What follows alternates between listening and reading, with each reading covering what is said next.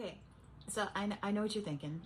Why the hell would anybody start a YouTube channel and then the very first video they upload is like a story about food poisoning? I mean, fair question. Uh, well, nobody's watching this. I have like one subscriber. I don't know who they are. I don't know why they subscribed. If they have their notifications turned on, surprise! But I just like to tell this story. I think it's really funny. And I kind of wanted to like do a throwback video to like old school YouTube where like, you just come on and talk to the camera about whatever the hell you want. This is my first video, might also be my last video. I might upload a video next week. I might never upload a video again. If I come up with something to talk about, I might upload something. But yeah, so I briefly had a channel a couple of years ago. It didn't go well. I think I was trying to do too much. And so now I'm starting again by just not bothering to do anything at all. So I'm just going to talk. And if you like listening to me talk, awesome. Feel free to leave a comment if you want. Leave a like if you want. You don't have to. Yeah, I hope I entertain you while you are at work or in the car or, doing a drawing or cleaning your house. Whoever you are out there, I hope you're having a lovely day. It is a really weird time to be alive. And so I hope we bring a little bit of slightly gross joy into your day. And subscribe. There may never ever be another video, but there might be. My name is Goldie, and welcome to my channel. And this is the greatest story about food poisoning ever told. Actually, maybe not. I mean, somebody might have another really good story about food poisoning, but this is my greatest story about food poisoning that I've ever told. All the rest of the times I got food poisoning really weren't worth a story. So enjoy this slightly gross story. Okay, so to start out with, I need to give you some context. I live in Los Angeles, and I lived here for a while. I came out to Los Angeles from Maryland in 1996. 96. So quite a while. And this story takes place around then, either 96 itself or like 97. So at this point, I had not been in Los Angeles very long at all. Just brand new to the city, drove out from Maryland, still trying to make my way around. The other thing that you need to understand for context for this story is that at the time, while there were cell phones, there weren't any smartphones. Smartphones were a couple of years away, and not everybody had a smartphone. I had one because I got one specifically for the fact that I was driving from Maryland out to California all by myself. And my parents were freaking out a little bit. And so they're like, you need a cell phone. So I got one, but it was a dumb phone, no apps, nothing like that. You could make calls, you could make text, that kind of thing. But, nothing else.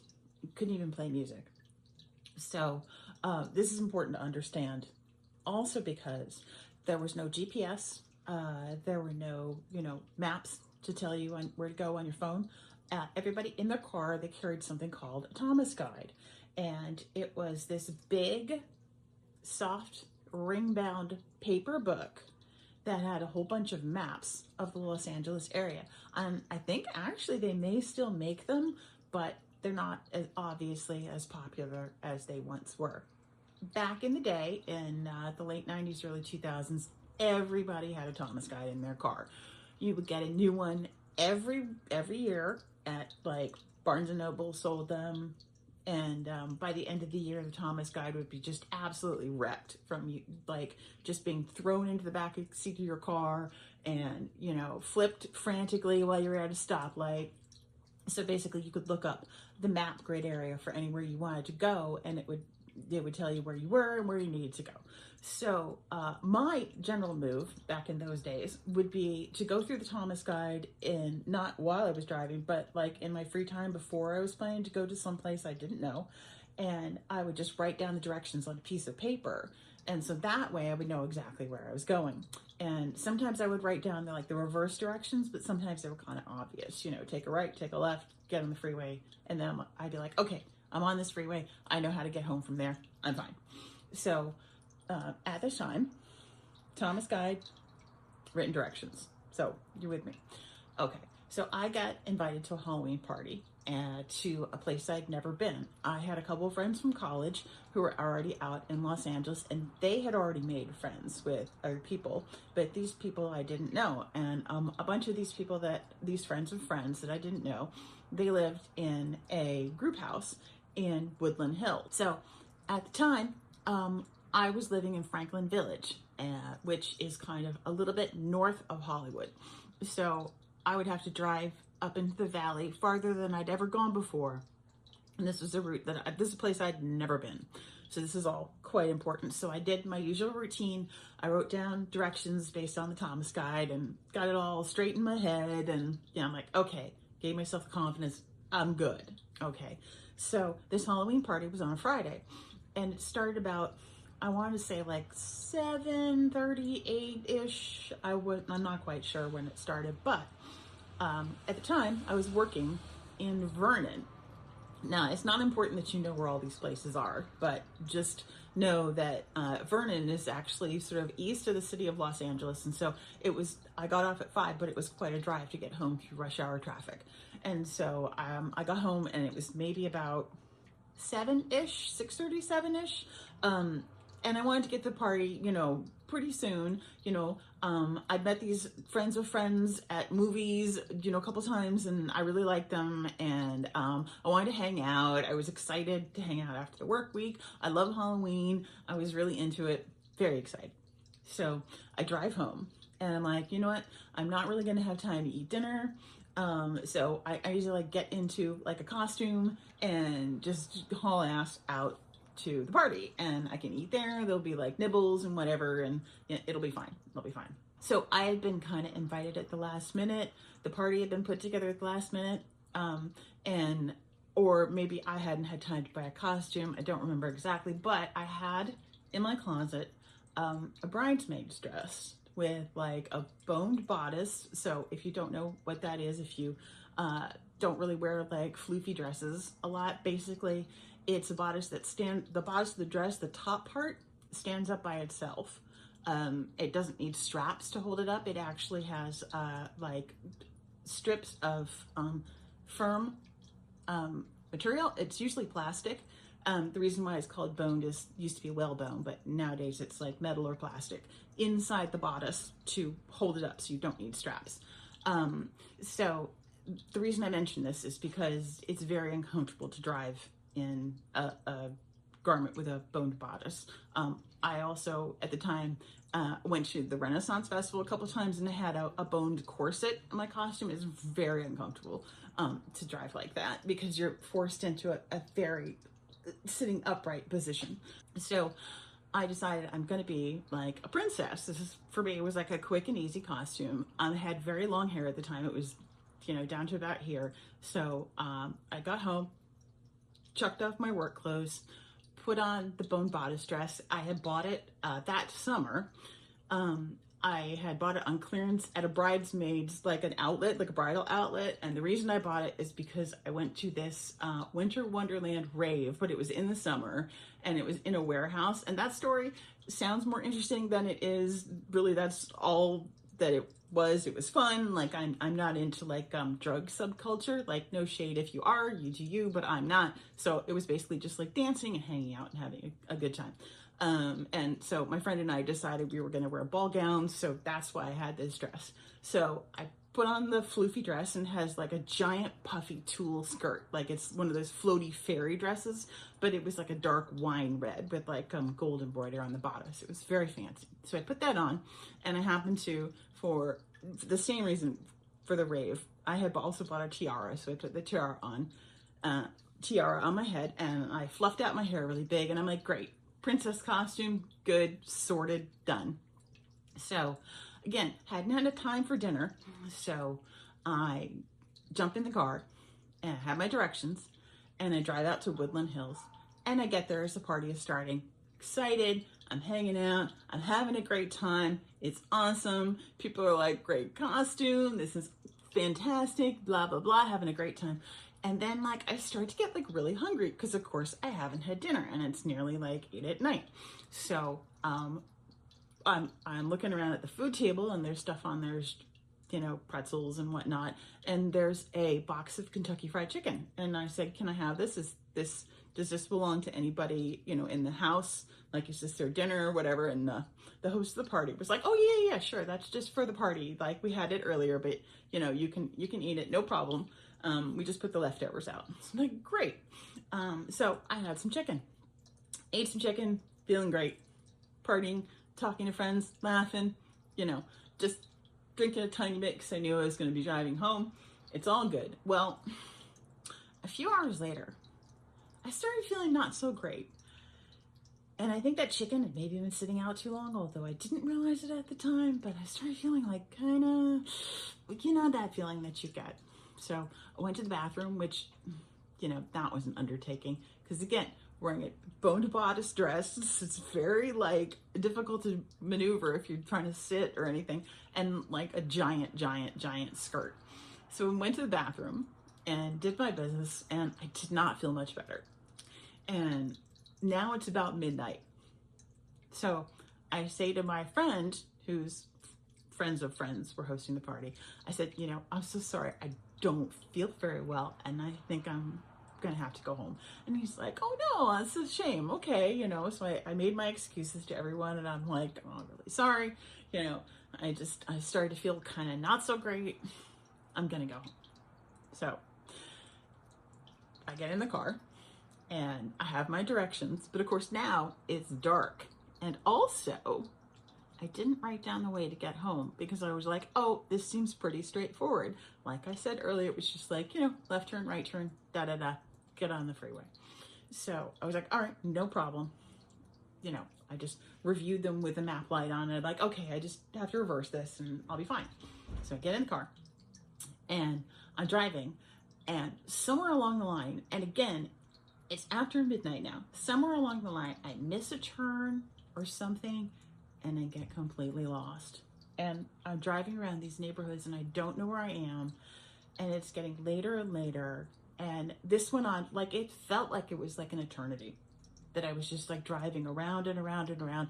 And like, I remember one time I pulled up at a stoplight and these guys pulled up next to me at the stoplight and they're like, hey. And again, remember, I'm wearing a tiara and like a low cut, like sweetheart neck dress. So they're like, hey mama. I'm just like, oh my God, I just want to go home. I'm like so upset. And the whole time my stomach is feeling worse and worse and worse. And I'm like, God, universe, whatever's up there, please help me because I feel horrible. So I just keep driving around and around. And then by some miracle, I take some turn and I find the entrance to the freeway and I'm like, thank God. Oh my God. So it was literally like an hour of driving around. So I know that you're asking yourself, especially if you're younger, you ask yourself, why didn't you call anybody? Well, as I mentioned, I did have a phone and it wasn't a smartphone, but it was a cell phone. I didn't have the number of the house where the party was. And my friend who had invited me, he didn't have a cell phone. He didn't want one. He didn't get one until a couple of years later after that. In fact, I was the one who bought him his first burner cell phone. I bought it for him at Tower Records. He vehemently did not want a cell phone. So there was nobody that I could call.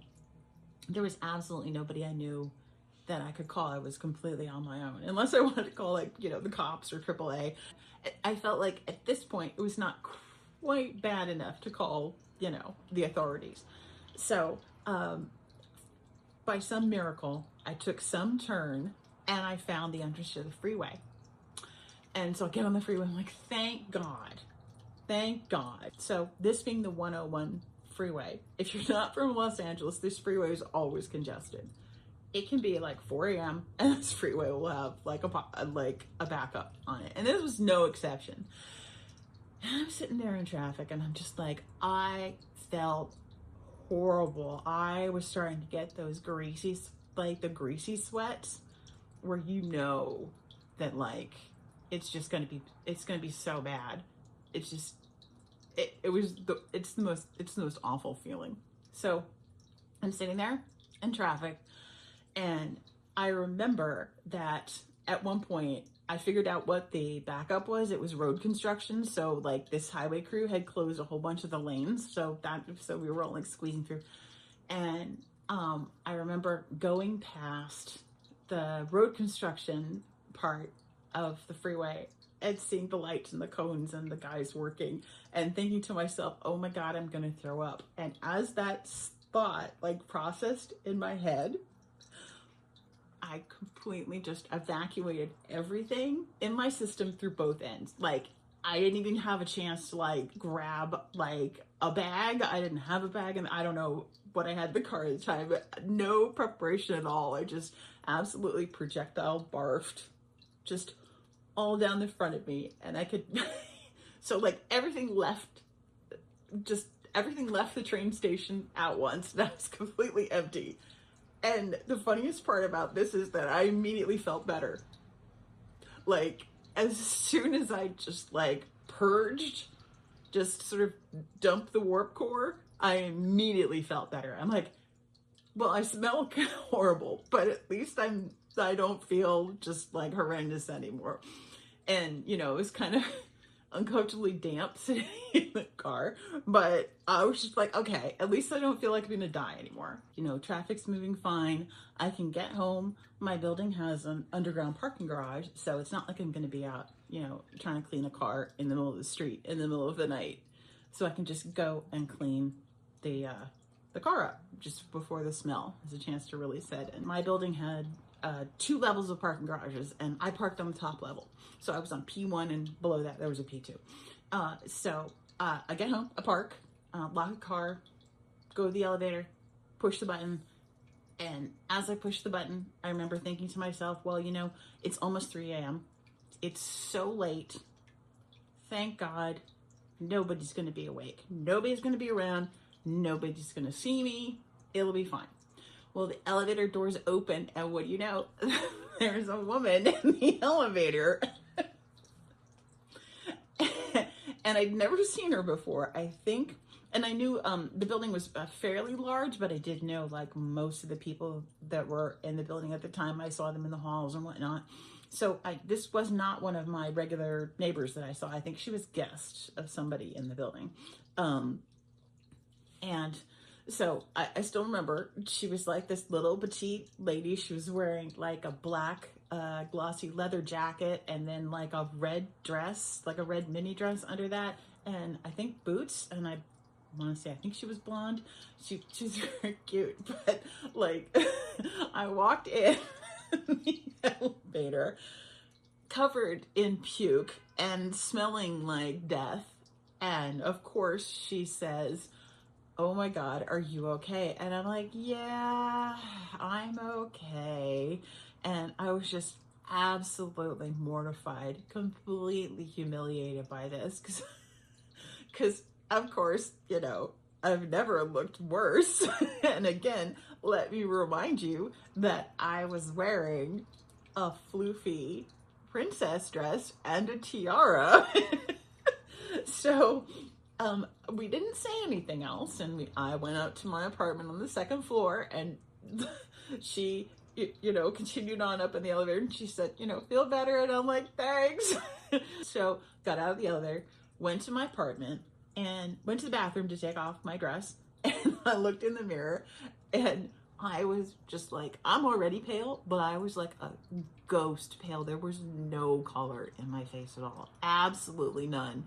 I was chalk white, and all of my mascara had like, I mean, it almost looked like I'd made like a deliberate like zombie bride costume, because it was all, you know, down my face, and I had like no color in my lips, no color in my cheeks, like absolutely just, I looked like I had food poisoning. I looked like absolute death. So I'm like, great. So no wonder she, you know, also, of course, I smelled like, you know, puke and poop. I turned on the shower. I rinsed out the dress as best I could.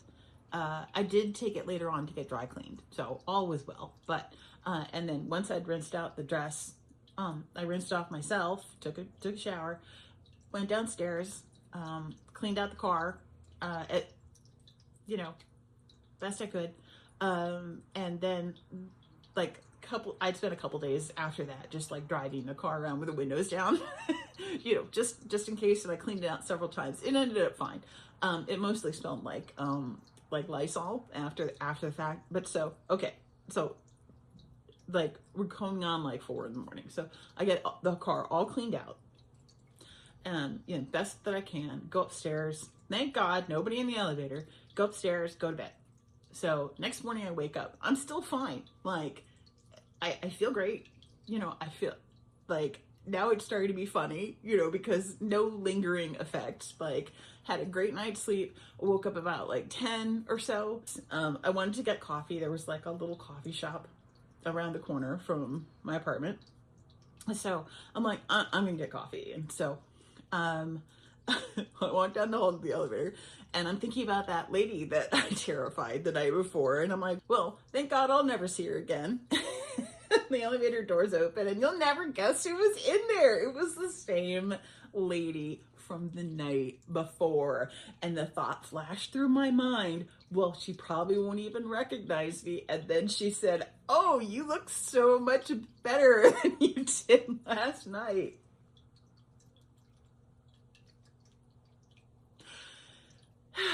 After that night, never saw her again. Never saw this woman again. So she had to have like been like visiting, or somebody's date for the night, or something, and just by like the craziest coincidence. So anyway, every single part of that story is true, even though it sounds like some of it's made up, especially about that poor woman in the elevator. But I swear to God, that is absolutely true. And so that is the greatest food poisoning story ever told. That is my food poisoning story.